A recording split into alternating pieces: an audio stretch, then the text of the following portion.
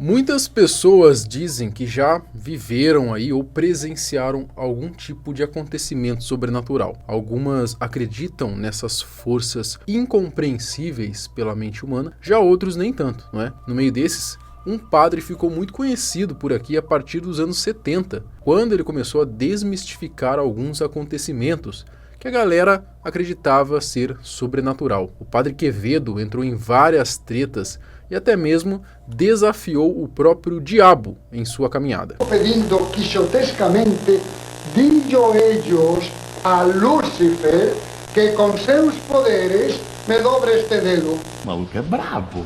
Nesse vídeo a gente vai relembrar a trajetória desse padre, né, que não tinha medo de nada, de sobrenatural, do demônio, além de ter desmascarado inúmeros charlatões. Eu sou o Marcelo Milos, fica comigo que depois da vinheta você já sabe.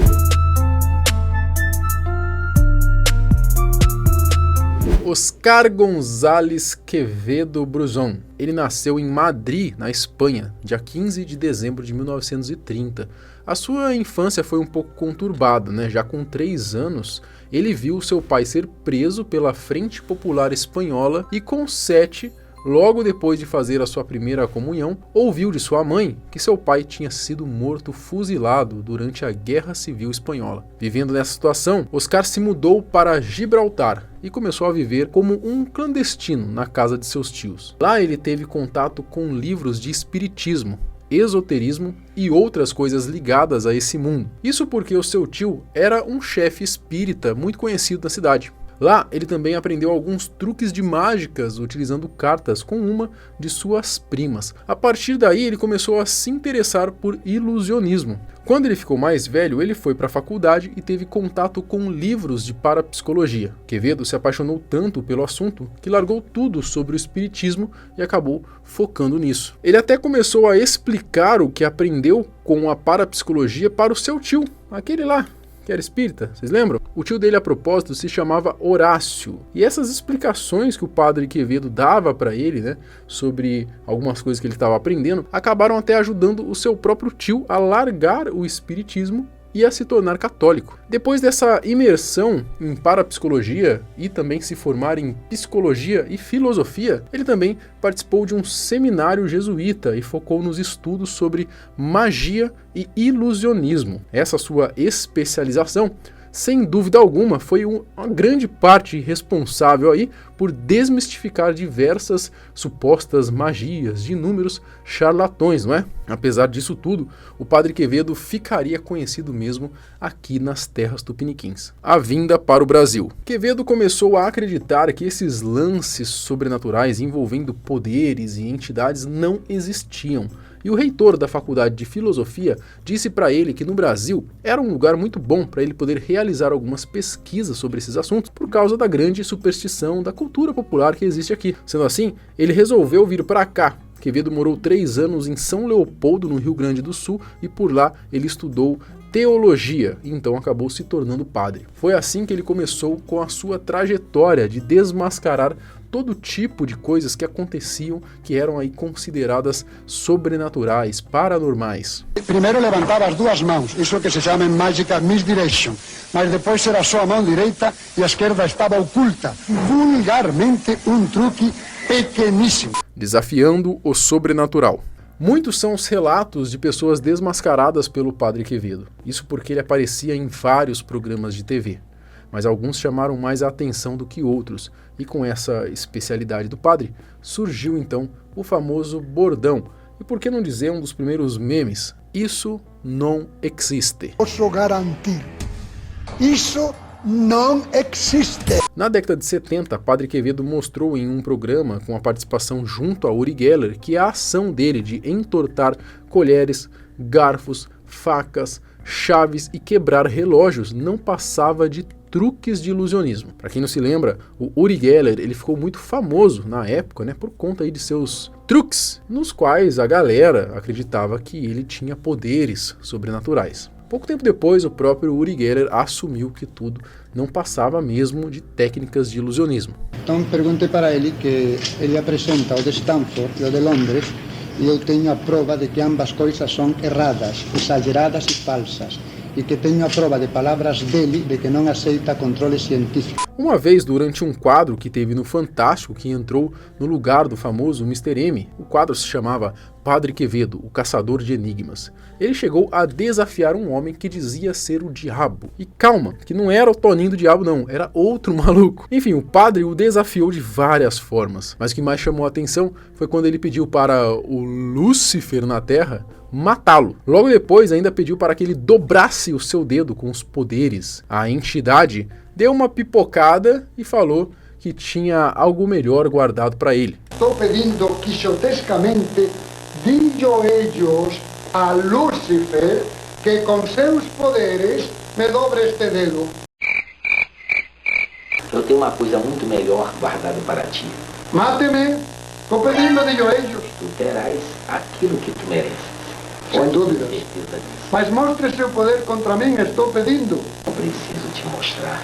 Porque não pode. Agora tô aliviado. Isso acabou inspirando aquela clássica sketch do Hermes e Renato, né, fazendo uma paródia sobre isso tudo, que ficou sensacional. E eu, cara, olha que efeito Mandela que eu tive. Eu jurava que essa treta aí do quebre meu dedo, que gerou essa sketch do Hermes e Renato, eu jurava que quem tava com o Padre Quevedo era o Toninho do Diabo. Olha que loucura, cara. Tanto que eu falo isso no vídeo que eu fiz recente sobre o Toninho do Diabo, né? Então comenta aqui se também você achava que era o Toninho do Diabo também nessa ocasião, cara, ou se era só eu. Porque isso aí bugou minha cabeça. Teve uma época que teve um embate dele com o Padre Quevedo. Vocês lembram disso aí? Fake news. Quevedo versus Toninho do Diabo. Agora sim, existiu também essa treta. Não foi nessa daí que eu achava, mas também teve essa treta, sim, com o Diabo, né, mais conhecido do Brasil. Então não tava tão maluco assim, né? O embate aconteceu no programa Super Pop com a Luciana Gimenez, onde ele discutiu com o Toninho, afirmando que ele não era diabo coisa nenhuma.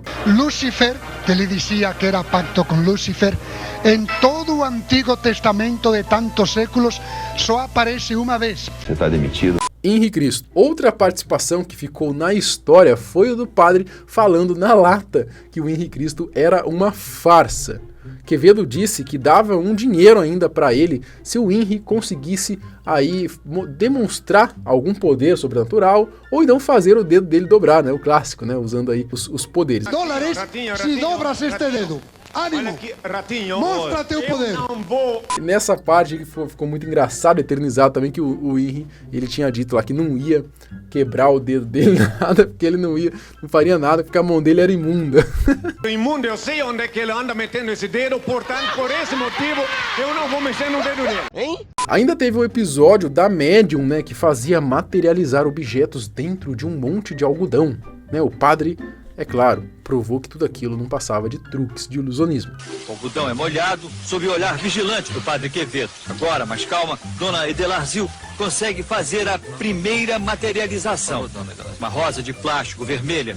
Em que momento o senhor acha que ocorreu esse truque, já que o tempo todo... O truque aconteceu no momento em que eu avisei os senhores que eu estava lá e ela ficou aqui de joelhos, tampada pelo algodão, e primeiro levantava as duas mãos, isso que se chama em mágica misdirection, mas depois era só a mão direita e a esquerda estava oculta. Pode tirar qualquer coisa de entre as pernas, do ânus. Esse programa tá um absurdo. Ele até pedia pra galera que se dizia aí ter poderes, né, feiticeiros, essas coisas, pra que lançassem maldições nele, feitiços nele, jogar tudo nele. Ele falava, manda em mim, manda maldição em mim, manda, porque na época tinha uma superstição muito grande, inclusive, né, dessas paradas aí, né, até talvez meio preconceituosas aí, né, de que, sei lá, se você for amaldiçoado, você tá lascado por algum desses especialistas, né, algum desses poderosos aí que teriam dons sobrenaturais, né, se você, sei lá, visse alguma oferenda na rua e você chutasse e você desprezasse aquilo, né, você também se daria muito mal na vida, né, e aí o padre ele veio muito, né, batendo nessa tecla, né, de que não ia acontecer nada, tá? De que não existia isso tudo. Façam-me macumba, façam-me feitiço, estou pedindo de mãos juntas, o feitiço não existe. Ô, louco! O padre tinha toda essa ousadia porque ele não acreditava nesses tais poderes, nesses feitiços, né? Mas que as coisas aconteciam com quem recebia esse tipo de maldição, não por conta da magia, né? Mas sim por essas pessoas acreditarem estar amaldiçoadas, acreditarem ter algo nelas, e assim elas focarem naquilo, né, de ruim, e aí poderia sim, de fato, acontecer alguma coisa, mas não por conta da magia ou da maldição. Morte. No dia 9 de janeiro de 2019, aos 88 anos, o padre Quevedo morreu na cidade de Belo Horizonte, na Casa Irmão Luciano Brandão, onde ele morava desde 2012, o ano que ele acabou se aposentando. Lá são atendidos jesuítas, idosos e com problemas de saúde. E assim foi a vida de um dos personagens mais marcantes que existiram aqui no Brasil, apesar de não ser brasileiro. Mas aí, você se lembrava do lendário, né, Padre Quevedo? Acredita no sobrenatural? Ou você acha que o padre estava certo? Comenta aqui embaixo que eu quero saber a sua opinião. É claro, se viu o vídeo até aqui, se inscreva no canal, faça parte aqui da comunidade Não Adivinho. Deixa o seu like para ajudar a gente aqui no engajamento, a gente continuar produzindo videozinhos quentinhos, gostosinhos, todos os dias, tá? 2 vídeos por dia, então se inscreva aqui que você não vai se arrepender. Até o próximo, tchau!